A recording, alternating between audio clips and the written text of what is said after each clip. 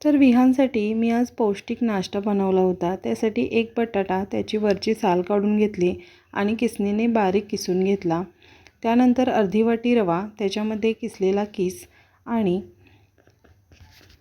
एक अर्धी मिरची बारीक चिरून आणि कोथिंबीर बारीक चिरलेली घातली। त्यानंतर चवीनुसार मीठ घातलं आणि थोडंसं पाणी घालून हे मिश्रण एकजीव करून घेतलं। गरजेनुसार पाणी घातलं, थोडं थोडं करत पाणी घालायचं म्हणजे पातळ होणार नाही।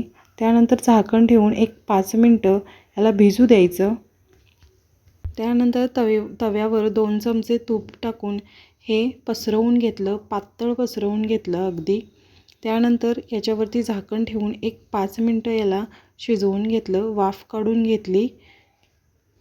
5 मिनिटानंतर झाकण काढून एक 2-3 मिनिटं किंवा 5 मिनिटं बारीक गॅसवर त्यानंतर तूप सोडून घेतलं आणि मग अलटून पालटून चांगलं खरपूस भाजून घेतलं।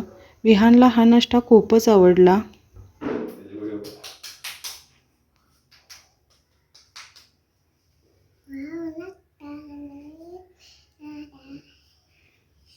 खा खा की कसं झालंय सांग मला।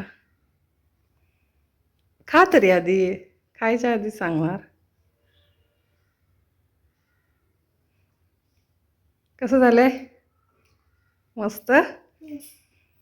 संपव हा सगळा। व्हिडिओ आवडला असेल तर लाईक करा आणि चॅनलला सबस्क्राईब करा आणि कमेंट करून नक्की सांगा।